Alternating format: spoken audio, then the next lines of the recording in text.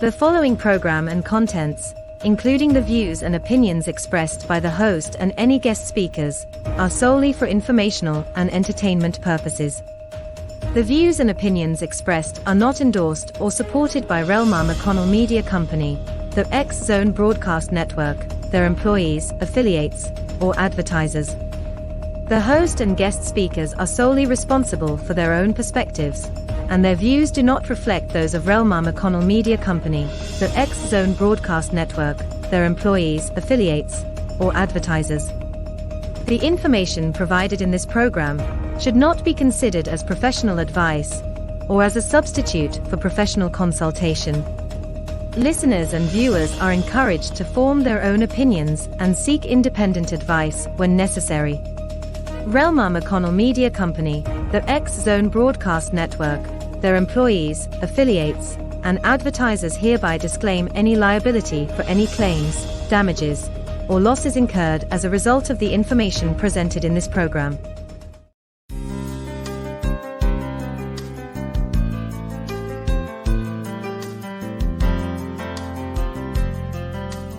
Welcome to Mission Evolution Radio Show with Gwilda Wiyaka, bringing together today's leading experts to uncover ever-deepening spiritual truths and the latest scientific developments in support of the evolution of humankind. For more information on Mission Evolution Radio with Gwilda Wiyaka, visit www.missionevolution.org. And now, here's the host of Mission Evolution, Miss Gwilda Wiyaka.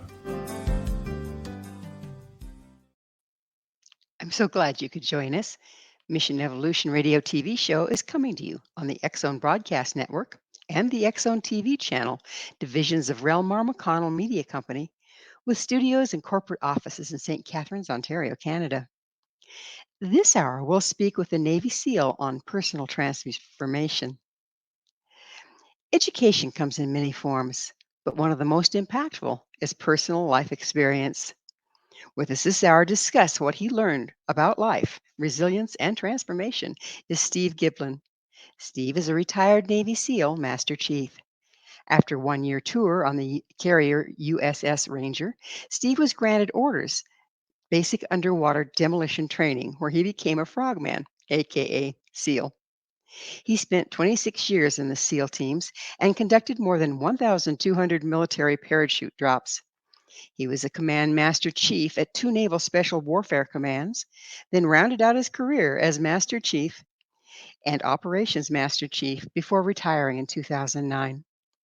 His website, walkinginmud.com. Steve, thanks for joining us on Mission Evolution. Thank you, Gwilda. I appreciate you having me on. It's nice to see you again. I've always enjoyed working with you. Thank you. Same with me. Steve, you've had a pretty impressive military career. Only some of it I was able to mention in the intro there. And I want to thank you for your service. Thank you. I appreciate that. So, speaking of service, what does service mean to you? Service, when I first came in the military, it didn't really resonate with me what service really was at that point in time. Of course, I was just a teenager, but as time went on and realizing just how important service was, it became more and more impactful to my life and in the assignments that I chose, of which one of the commands that I went to was responsible for hostage rescue in case American citizens overseas were taken hostage.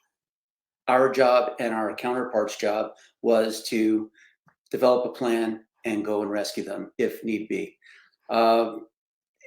That is what became really important to me with regard to service. And that is why I chose to go to that command, was for that specific mission in itself.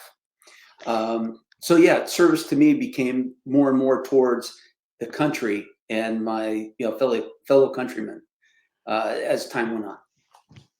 So what had you joining the Navy SEALs to begin with? What was your motivation there? I wanted to continue in the military. I liked what I was doing in the military. I liked being in the Navy. And, but the aspects of being able to go further and deeper into a more specific field, that's what attracted me to them. Not to mention the fact that they did a lot of really cool stuff. Of course, I was still a teenager, so that's what really, kind of attracted me. I wanted to stay in. I wanted to continue in the military, and that was my way of doing it. It seems like being a SEAL is a pretty high risk job. What's the average career length in the field? Oh, it varies. There's a lot of guys that they do their initial tour and then they get out because what I always call their circle's complete at that point. They've done they completed this challenge to them, their personal challenge. They served their country and they deployed overseas, and that was it for them. And for others, it might continue on a little bit longer. I've seen guys get out at 10 and 15 years uh, just to pursue other things. And they felt that they were sacrificing their family life for, the military itself, for the job. And they didn't want to keep doing that. And then there's other people like me where I didn't really have anything else to bounce back on. I didn't have college under my belt. I had a family, but I still loved I loved what I did. So I didn't see any reason why not to continue on. And I think there's a lot of guys that are in that camp that really enjoy being within this unit, within the camaraderie of the SEAL teams. It's a second family, if you will. So overall, how long were you in the SEALs? 26 years total. Isn't there it's high risk, but isn't it also extremely stressful? You get used to that stress. What I would call and what I've read about is stress inoculation. And what would seem highly stressful to just anybody out there, every individual on the street who's never experienced that level of stress, compared to the stress that we build up to. It's not like day one at Buds where they don't just chuck you out of an airplane with a parachute on. They build up to these high stress scenarios and training evolutions that can turn into real world operational events. So it's a buildup, and by the time you're jumping out of an airplane with all your combat equipment at night with oxygen from 25,000 feet, you're used to that. It's become relatively normal to you. Did coming back from that, so say when you're retired, we're going fast forward quite a few years here, but did coming back from that, was that difficult for you? Did you find that you were so used to the high stress and that it was a bit of a letdown? I wouldn't say a letdown. I would say it was. I would liken it to jumping off a bullet train, a fast moving train, and you're traveling at a couple of hundred miles an hour, and you're coming to a stop. The what you really miss is the family, the family of the SEAL teams, the family of the military unit that you're in. A lot of military members go through this because it's a culture unlike a lot of other cultures that you get used to, and you develop very close bonds with the people, the job. So it was hard getting used to. Fortunately for me, I took a job right out of retirement into almost an identical situation, but as a civilian. And I was still working for Naval Special Warfare, which to me, that was part of my transition of retirement and going into civilian life, was continuing working for the same community that I lived in for so long. And So just to continue living in it. it seems like maybe you built up to the stress and then you did the same thing back in reverse. Absolutely. Absolutely. And so that was another 10 years of kind of notching down from, the 26 years of, that whole buildup and of being in active duty. I would say honestly, it took me the better part of that 10 years to kind of come down from it all. And, my expectations of people and of, coworkers and things like that. When I first retired, my expectations were really high because I expected everybody to perform just like my teammates did.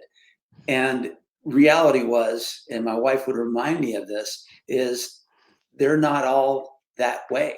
Not everybody is wired that way. And not everybody lived in the environment that I lived in for so long. So, that is a taper down. Absolutely it is. Did you find that you had become so specialized in the fact that you're surrounded by people that are trained just like you are? This is a whole different reality. Did you find that it was frustrating for you to deal with people that weren't in that reality when you started retiring? Yes, initially. As I started to understand this and kind of wrap my brain around, okay, not everybody is like me. Not everybody is like my teammates. So you kind of make a change, that personal transformation that you kind of, it's like a sine wave. It's never linear. It's a sine wave of sorts, and you have peaks and valleys of personal transformation. And what a lot of people don't realize is, you have to make those changes throughout your life, no matter what it is you're doing. It doesn't matter if you're a SEAL, or if you're, a person that's working at Home Depot, or, a corporate executive or something like that. These are changes that you have to make in order to continue to survive and thrive in any society. Do you find, and we're just about out of time in this segment, but did you find that people that have been confronted with a lot of challenges, like what you intentionally exposed yourself to, have more resilience, and that then translates into the way they deal with life?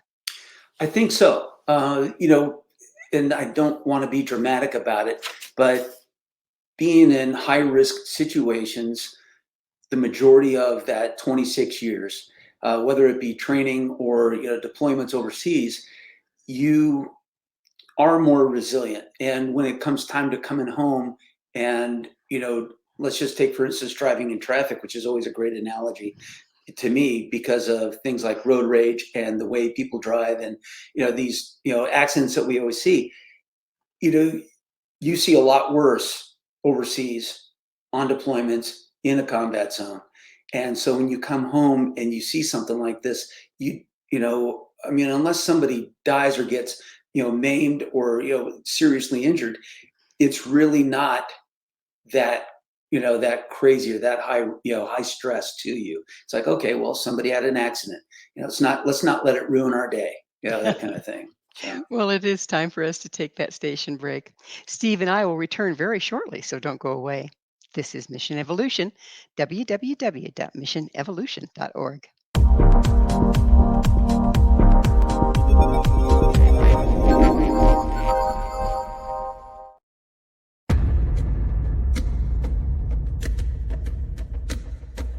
Are you ready for a tale that will leave you on the edge of your seat? Get ready to dive into the gripping memoir by Bart Sibrel titled Moon Man. Bart Sibrel takes you on a heart-pounding journey, unmasking the truth behind America's famous Apollo missions. Prepare yourself for hair-raising encounters with agents from the U.S. government's top secret agencies.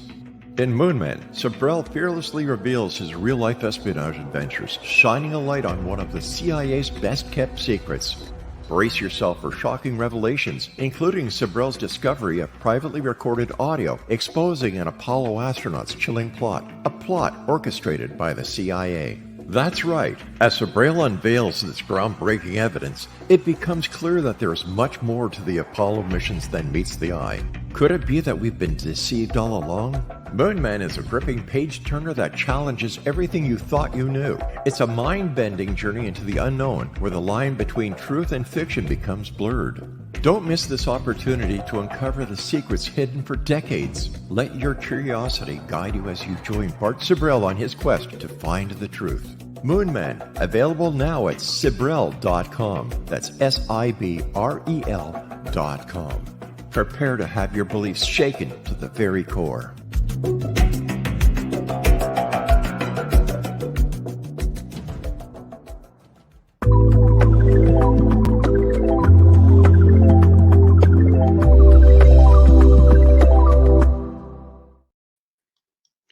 If you were to die tomorrow, what's really important today? With us this hour discussing the deepening perspectives gained from adversity is the author of Walking in Mud, Navy SEALs 10 Rules for Surviving the New Normal, Steve Giblin. Steve, we were just talking about how when you are confronted with life threatening situations on the frequent, it kind of puts everything else into a different perspective. What did you learn from that? It's you tend to, and I don't want to say minimize, these near accidents or things like that that people experience almost every day. Sure, my heart rate will spike. Something crazy happens on the interstate or on any kind of street, and you almost experience an accident. But my heart rate actually goes down a lot quicker than some people who might stay agitated or upset for the remainder of the day, well into the night, maybe even lose sleep about it. I won't lose sleep about something like that unless, of course, it elevated and there was something more serious that happened. Does being desensitized, does it make you insensitive? Can you go too far the other direction? At times, I think you can. There's again, you need to, that personal transformation where you realize what's really important in life. And one of those things is as you leave the military and you transition into the civilian world. And I talk to guys about this all the time. We always have these conversations about how family has become very important to you, and these things that you get involved with, your family, your kids, and now for me, grandchildren, they really become your central focus. And you aren't desensitized. You're able to kind of take things in stride. I think sometimes a little bit easier than the average person might be. And I'm not saying I'm above average, not by any stretch of the imagination. But what is different from people from my background, and I'm not just talking about SEALs, but anybody that's led a high risk life, and this could even be pilots, firefighters. Firefighters experience these kind of things every day.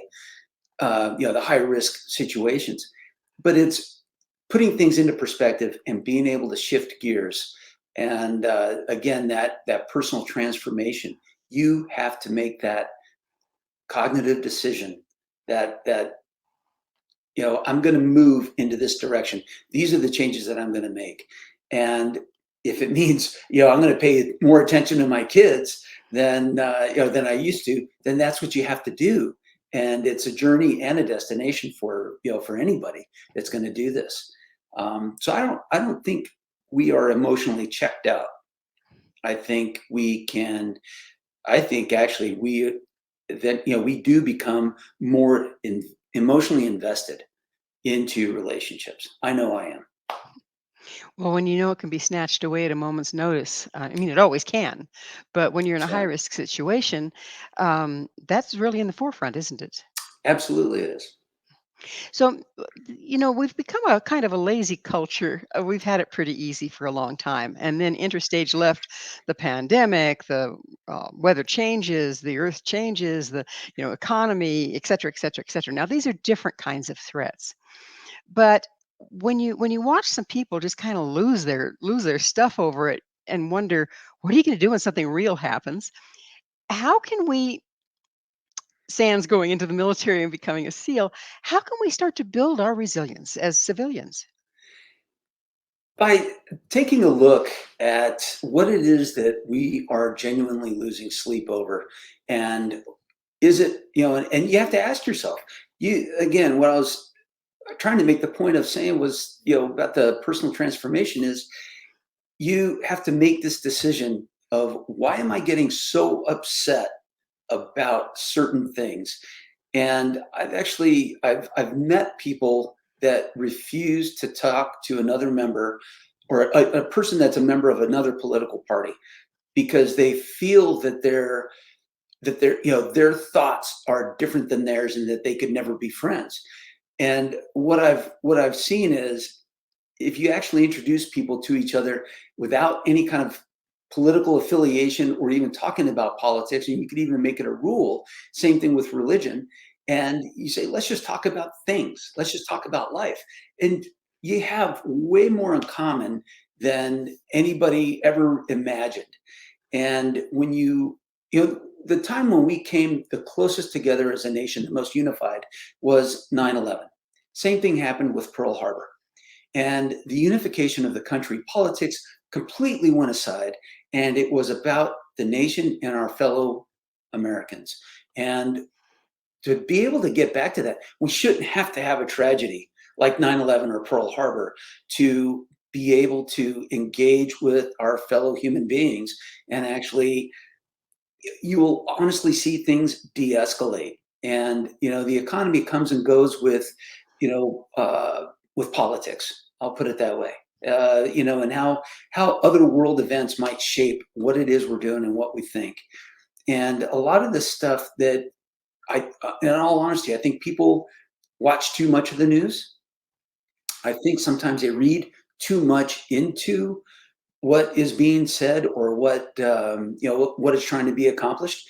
But then again, there are some things that are real, that we should kind of be concerned about, or at least keep our eye on. Well, 9/11 was a wonderful example. And the way the nation came together and supported each other and were in service to each other was a beautiful thing on the other side of a tragedy. But we didn't see that with the pandemic. We saw toilet paper hoarding and mask wars and Lord knows what else. What makes the difference there, Steve? Uh, it was. That is an excellent question, and I think still trying to wrap our brains around what it is that happened. You can't really explain the why. Hey, at the end of the day, it happened, and what are we going to do to come together as a country and to try to beat this thing?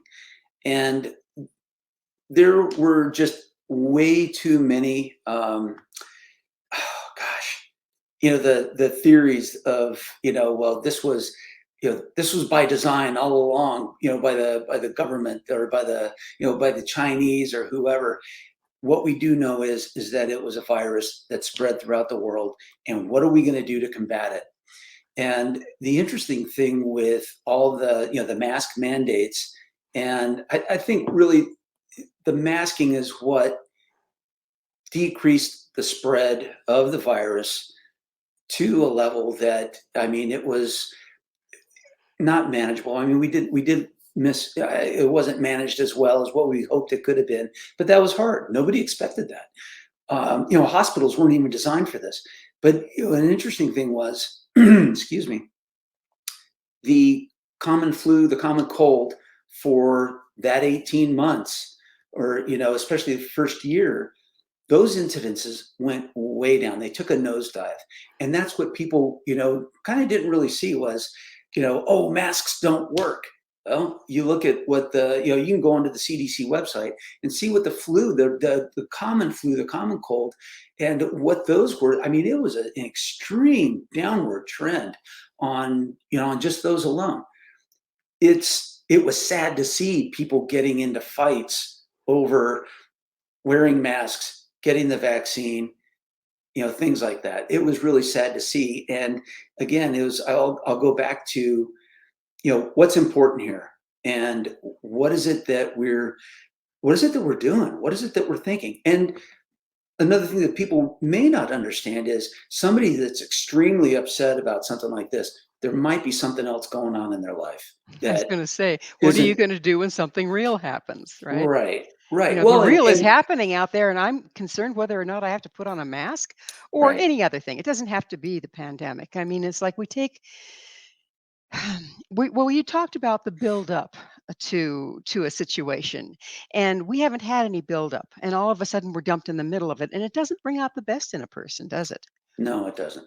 No. So how can we build ourselves up? And you do that build up, like I said, sans being in the military and having help with it.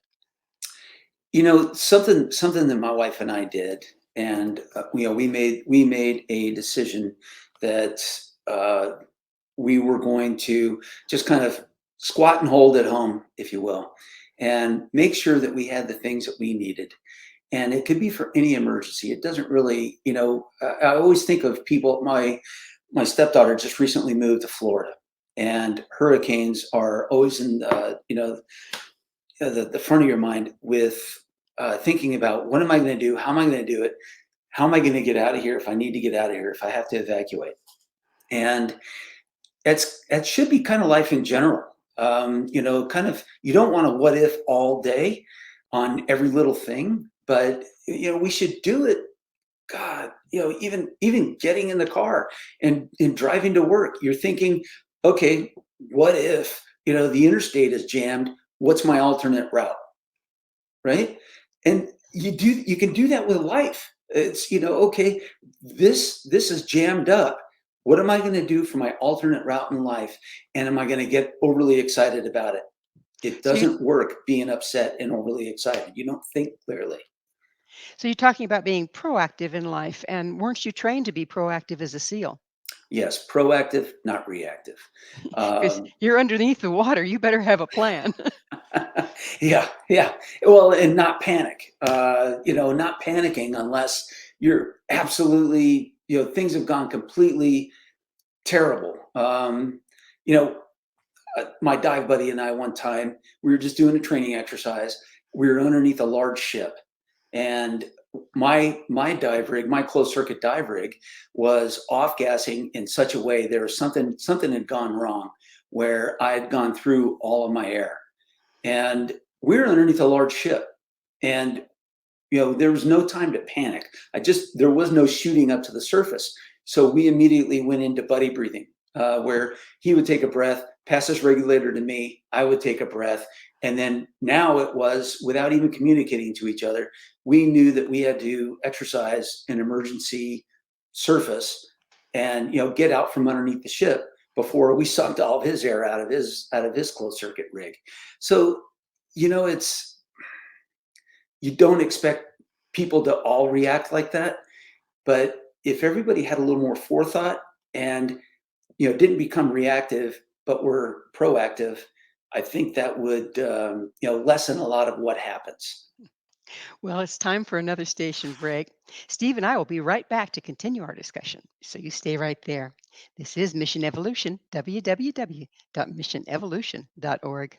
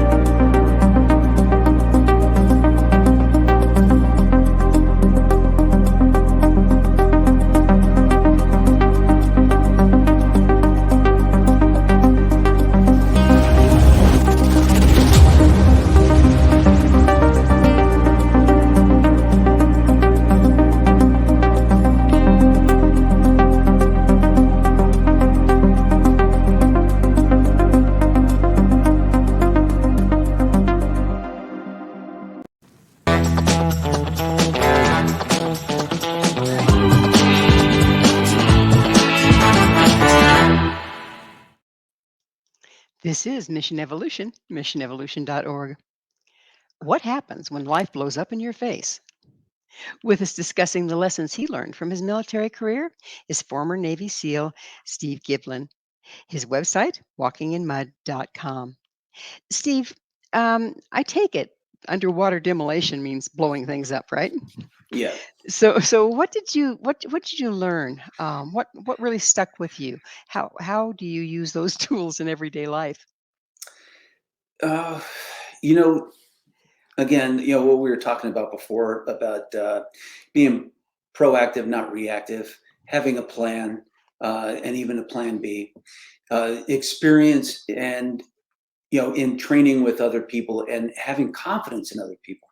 And what something that is deeply ingrained in us over whether it be over a career or just in your short span in the military, but especially in the SEAL teams, is your swim buddy, your dive buddy. That person that is he's responsible for you and you're responsible for him. Relying on that person and knowing that that person has got your back. And I look at that as well with my wife and my relationship with her is, we cover each other. We take care of each other. It's not, oh, she'll do her thing today and I'll do my thing. And then, in the evening we'll come back together. That does happen, but it's, in the bigger scheme of things, when you're working or living, you've got to, be able to take care of one another. And then as parents, taking care of our team, right? The kids and now the grandkids, and ensuring that everybody is, good to go, but also having that faith in your, fellow man that, don't think the worst of them until they do something bad. There's a lot of great people out there, and they'll do the same for you. They will watch out for you, just like, I will watch out for anybody else.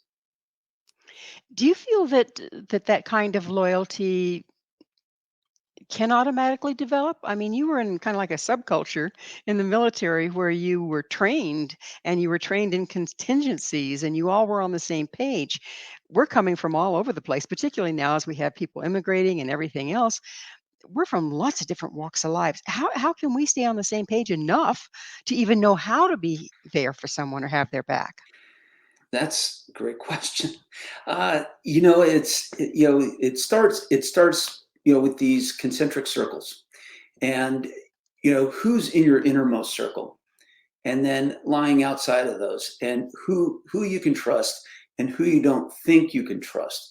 I think for the most part, anybody that's even the border crisis, it is a crisis because we don't have the financial wherewithal in the country to take care of everyone that is just flooding across the border, in my opinion.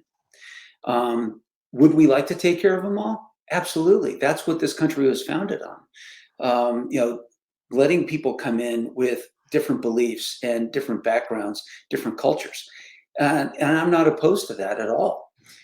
I do believe that, hey, if you got something good to give, something to contribute to society, and it doesn't matter what society you're in, what country you're in, if you're a strong contributor and you're not going to that country to live off the backs of others, then by all means, come on in and, let's work together. And I've got faith in you.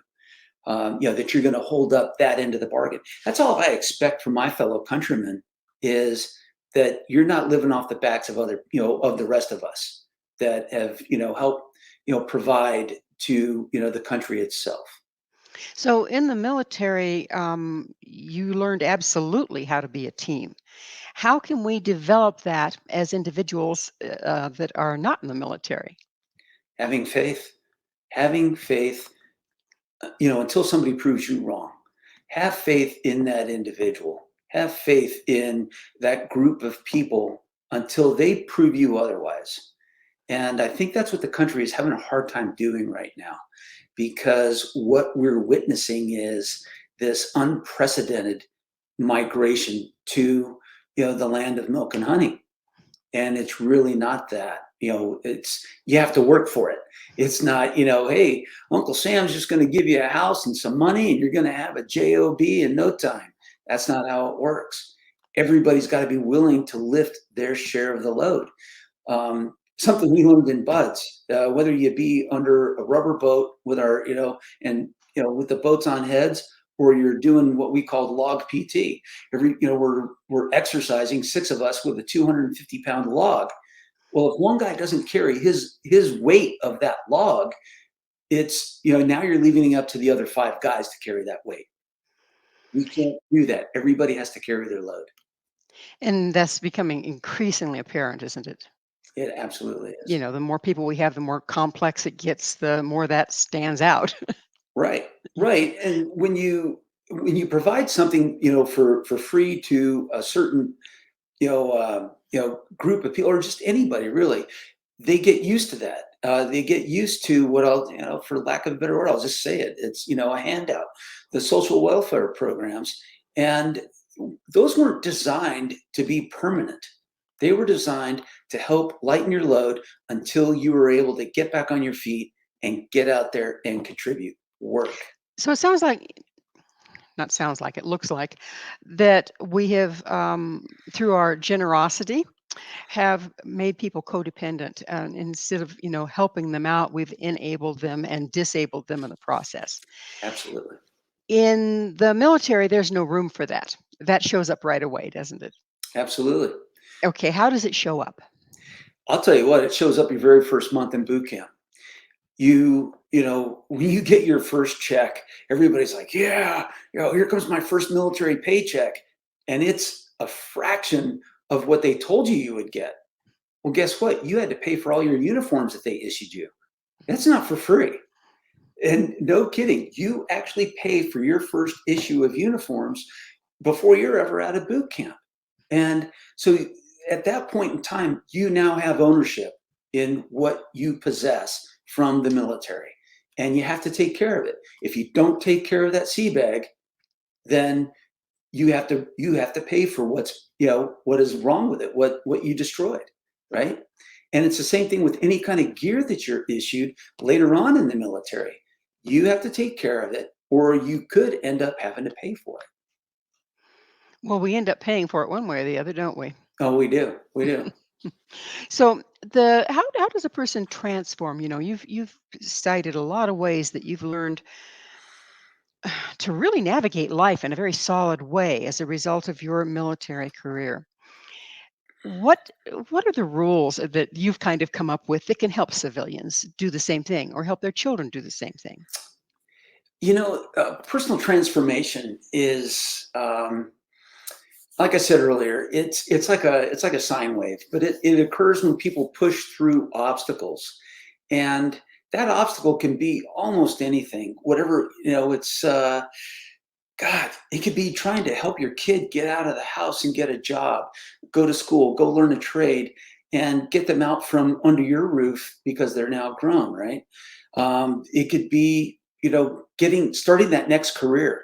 Transitioning from that temporary job and getting into a career field that's actually going to give you some longevity in life, and something that'll allow you to keep on increasing in responsibility, get more pay, and be able to have a family and a house. That is kind of everybody's goal.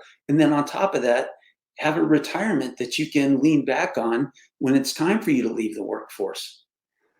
We in America, more and more, we've got people that are less prepared for tomorrow because they're living for today. Well, they're paying for today on tomorrow with credit cards and everything else. That's right. It's But all there's borrowed also from the future that may not happen. But there's also people that are just, they can afford to set aside 10 or 15% of their salary every month, but they choose not to. They want to keep on kind of, it's, oh, hey, honey, let's go get a boat. Let's go get this, let's go get that, so we can better entertain our kids and have better family time together. When in reality, all you're doing is cutting off your nose to spite your face. You're not building up and saving for that future like you really should. And there's some things that are just unavoidable. the cost of housing, the cost of vehicles, the cost of gas, the cost of groceries. And people are making sacrifices for, for other things, and it also leads to health problems as well.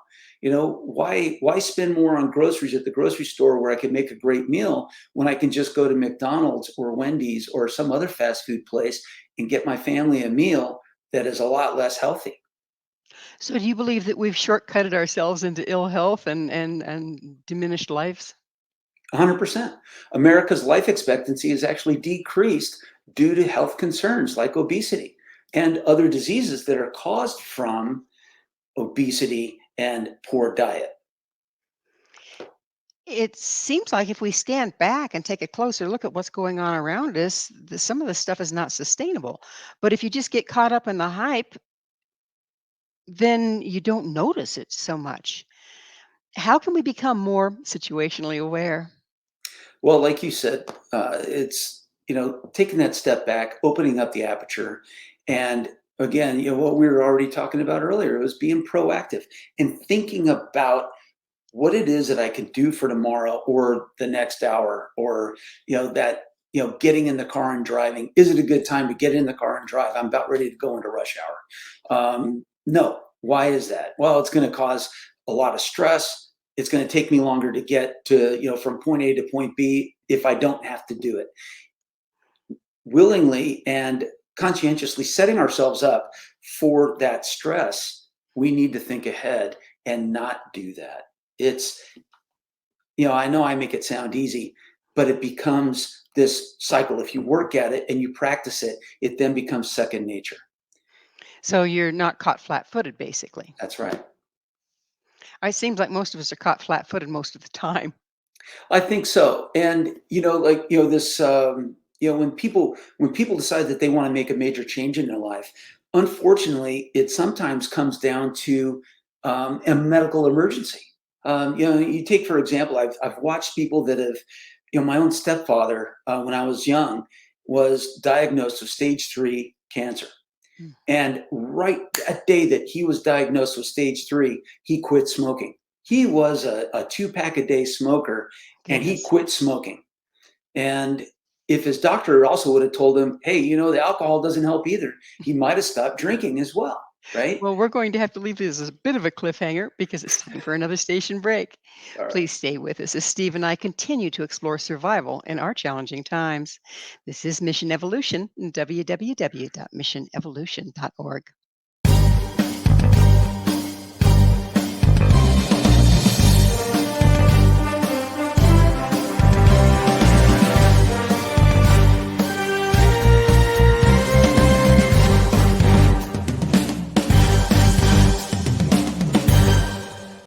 Do you have a product or service you'd like to promote to a worldwide audience? Imagine your product featured on Mission Evolution Radio TV. If you're interested in showcasing your work, Mission Evolution is broadcast to the X-Zone TV Channel 32 Simul-TV, on the X-Zone Broadcast Network, YouTube, iTunes, iHeartRadio, Amazon Music, Audible, and many other audio and social media platforms.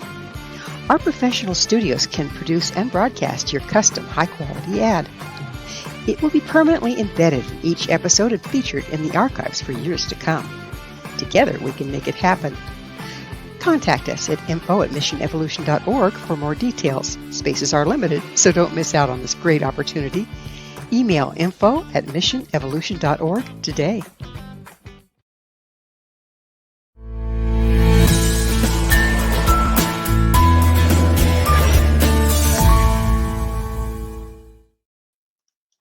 How can you become more effective in everything you do? This is Mission Evolution, missionevolution.org. We're continuing our discussion with the author of Walking in Mud, Steve Giblin.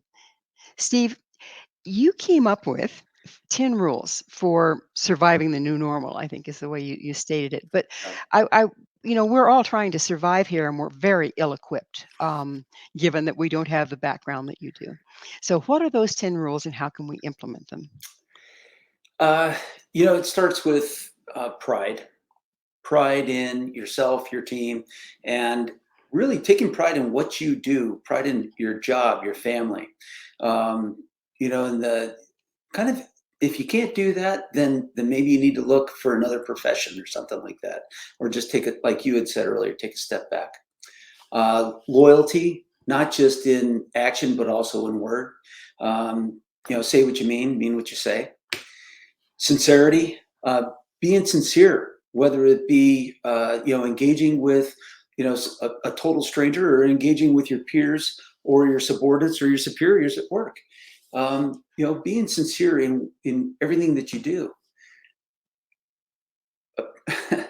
Pet peeve of mine, responsibility, and people not really taking responsibility for their actions. It seems more and more these days that it's happening less and less, and pointing the finger, someplace else. Taking responsibility for yourself and act accordingly, living up to it. Leadership, good grief, anybody can be a leader just by demonstrating those basic attributes of what a leader is. And it starts in when we're kids, in raising your kids and giving your saying, hey, you started this, or I don't know, holding your kids accountable, being that little leader, and then moving on. And I think that's why organizations and sports and things like that are really good for kids as they grow up. The setting example being a great one. I think not enough adults are setting the example for our society these days, and our society being the younger generation that are coming up. We're leaving it up to them, and we're not really setting the example that we need to be setting, right? Forethought, you and I have already talked about it, having that forethought in your actions. What am I going to do today that's going to make things better, whether it be for my family, for my job, or society in general? Am I going to drive like a jerk on the road today? Or, am I going to behave myself and not honk my horn and develop some road rage? I don't know. Fairness, the golden rule, treating other people the way you want to be treated. Gee whiz, I think that one is lost on a lot of society these days. And there's one of them, which I think might be hard, number 9, for people to maybe wrap their brain around if I just say it like it's written on the paper, but seamanship. And it's being a competent seaman. Only a man who's a competent seaman can truly command respect. Being good at what you do, not just showing up and kind of going through the paces of your job, or, just kind of, yeah, I'm here, kind of thing, but actually being good at what you do and almost becoming in demand. If you could become that go-to person, you then have become a competent seaman, right? And then, of course, last but not least is common sense. And the old adage is common sense isn't so common anymore. I think it's always been that way among general society about common sense. It's just taking that step back, taking a breath, and realizing that having the common sense to do something that is safe and easy. It's texting and driving, or texting and walking. You kind of lose your faith when you see people that are doing something, that distracted, whatever it is. I saw somebody on a freaking, an electric scooter moving along at 15 miles an hour. And I thought, wow, well, that kid's got his act together. He's doing great. And he's moving along. And all of a sudden he pulls his phone out of his pocket, and he's already developed these habits that, that's not exercising common sense. Because that's going to translate into being behind the wheel and doing the same thing. Do you think that common sense has gone by the wayside when we got further away from life? Okay, so we live in an artificial reality, in cities, and with our cell phones and computers and all that stuff. Social media. So yeah, exactly.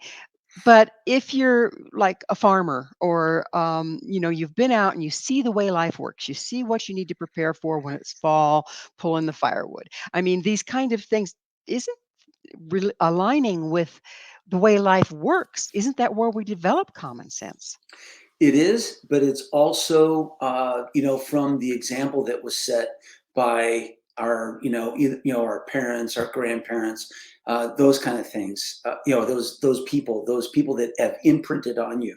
Those are the people that help create and instill common sense, and everything else that's on those 10 essential qualities. What Commander Kane typed out for the team back in the 1950s, that can almost be right from the page of the Boy Scout book. Or, it's really pretty simple when you break it down, step by step. Each one of those 10 rules, those 10 essential qualities, those are really kind of those are rules for living life in all reality. So again, we've kind of comforted ourselves into a false state of being where we don't have resilience, we don't have common sense, we don't have forethought. Can we turn that around by presenting ourselves with challenges to overcome? Yes, we can. Small challenges are always the best way to start. But if you have an obstacle that's gotten in your way, instead of complaining about this obstacle, excuse me, figure out a way to get through it, over it, around it, whatever you have to do. These, there are only a few obstacles in life that you're not going to be able to navigate around. There's, at that point in time, you have to live with it. But you'll figure out a way to live with that challenge. And I think you're right. I think we kind of just throw up, it's become too easy to throw up our hands and just quit. And we can't do that. The kind of challenges that I was kind of alluding to is like putting ourselves in intense situations, learning to skydive, going backpacking, stepping out of our comfort zone. Can that help us develop resilience and forethought and common sense? Definitely. Definitely. Let's, those examples and more. I mean, I wouldn't expect anybody to just go and jump out of an airplane. It's not really the best, habit to develop unless you really want to get good at it. But like you said, the backpacking, the riding a bike. I watched my nephew came to my house one time. He was in his mid-teens, and he actually didn't know how to ride a bike. He came to visit me, and so my other nephew, his younger brother, he and I taught him how to ride a bike. And by the time he was done with the visit, he had overcome that obstacle and actually that fear of. He had actually developed a genuine fear of not being able to stop and getting hit by a car. Mm. And so by giving him the tools to do that, it helped him break through that barrier. Stepping out of your comfort zone. That was what I did when I joined the military. I had absolutely no idea what I was getting into. I was 17 years old, and I took that leap of faith. And I wouldn't even call it a calculated leap of faith.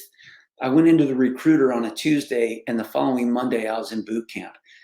Not really, kind of just, sitting back and taking a look and doing an analysis of it.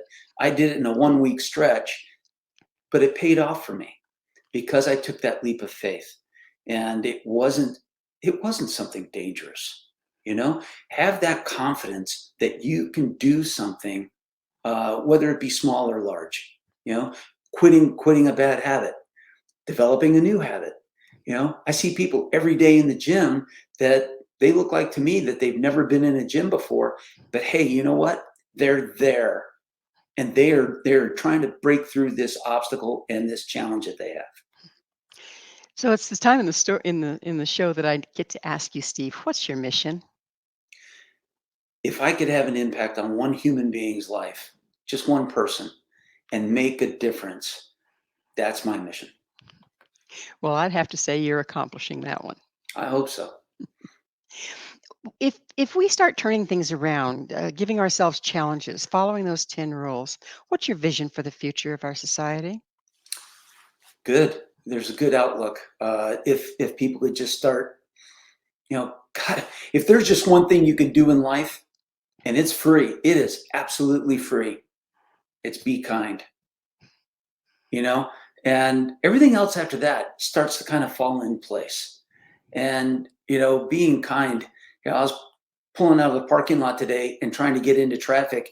And there was a person that actually, instead of staying at the distance that they were, they actually accelerated because they didn't want me in front of them, And it's like, just back off and let other people come in. And you know what? It becomes a lot easier, and you're not stressed out, by not creating stress in your life, because there's plenty of it without you creating more of it. Things will be a lot easier. Things will get better. When one's being kind, I love that. I love that suggestion, because when one is being kind, don't they also bring kindness out of others? Absolutely, they do. Absolutely. It's contagious. It's infectious. I read something interesting the other day where somebody had said, that's great that people will buy somebody a cup of coffee that's in line behind them. You could take that, $2.50, and if you save that up, if you did that habit every day, which is great, you're doing something kind for somebody behind you, but you could actually save that money up, go to a school, an elementary school, and pay for a child's lunch, pay their account off because maybe their parents are behind in paying for that kid's meals. Well, unfortunately, Steve, we are out of time. Thank you so much for coming on the show again. Thank you. I really appreciate it. Our guest this hour has been Steve Giblin. Steve is a former Navy SEAL and the author of Walking in Mud, a Navy SEAL's 10 Rules for Surviving the New Normal. To find out more about Steve and where you can get his book, visit his website, walkinginmud.com. This has been Mission Evolution with Gwilda Wiyaka. For more information or to enjoy our past archived episodes, visit www.missionevolution.org. But please, be sure to join us right here next time. This mission will continue bringing information, resources, and support to our evolving world.